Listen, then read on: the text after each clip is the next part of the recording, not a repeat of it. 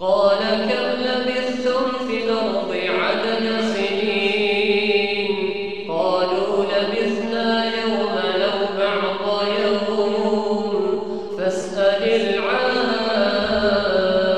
العادين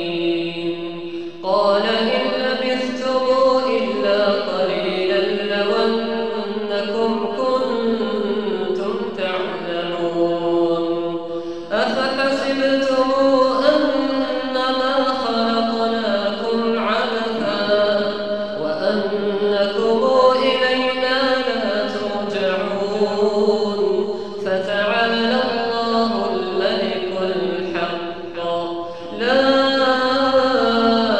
إله إلا هو رب العرش الكريم